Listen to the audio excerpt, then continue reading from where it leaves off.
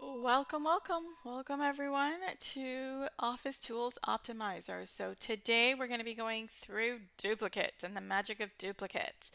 But before I get started, please like, share, subscribe the video, leave me a comment in terms of what you want to see. Let me know, and that'll give me more things, and it'll also tell me that you actually like what I'm doing, so I'll keep doing it.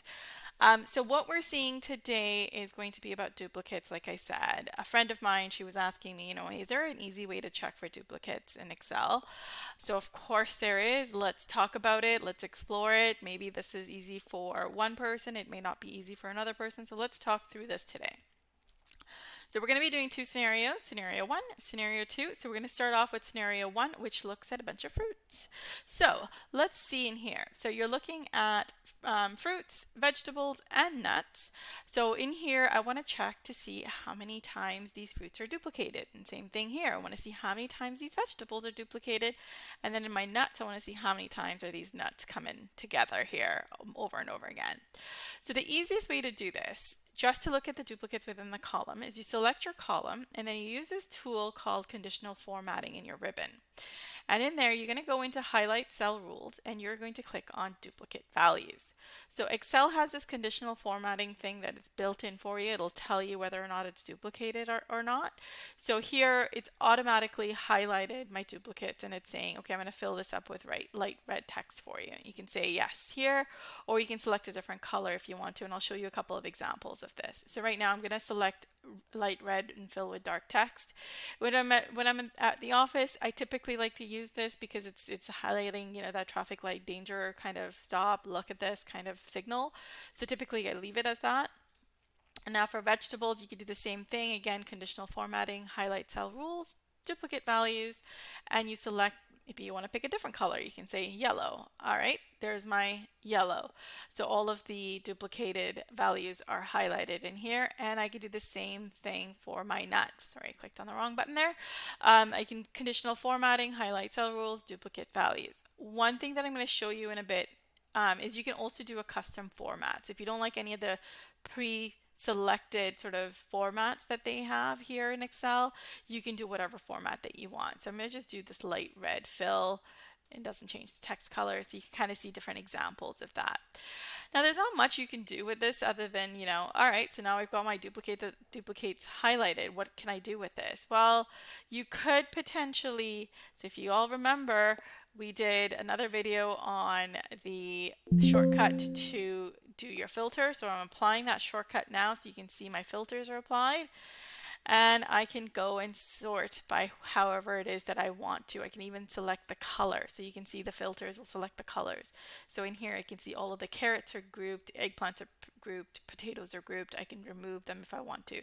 That gives me another sort of a tool to do whatever it is that I want. Okay, so that takes care of our scenario one. So scenario one, you kind of looked at it from a column perspective. Now let's look at it for two columns. So let's move on to scenario two. So here, before we were looking at, the food variety of things, to now we're going to look at the car variety of things. I got two companies, company one, company two, and they all sell different types of cars, but some of them sell the same car. So I want to know, okay, does company one that carries Toyota, does company two carry that too? And same thing for Honda, does company two have it?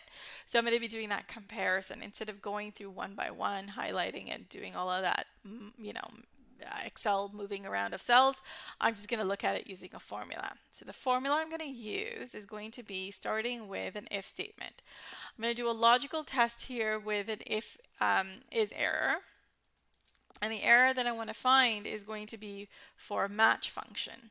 So I'm going to look up this. This is my true heart of my formula. So I'm going to be looking up that Toyota Camry, which is living in B3, and I want to look at all of the values in the second column.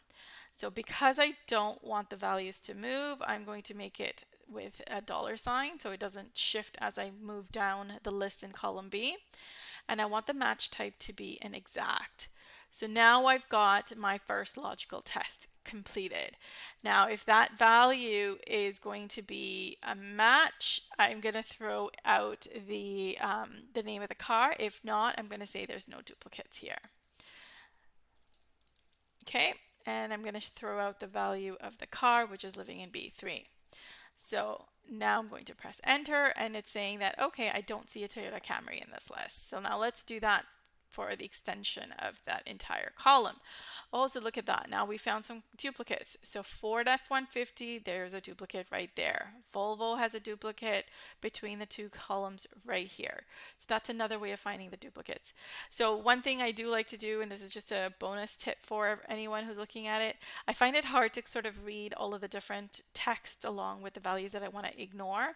So I typically like to do a conditional formatting using a text that contains. So you saw earlier duplicate values. Now I'm going to do a text that contains.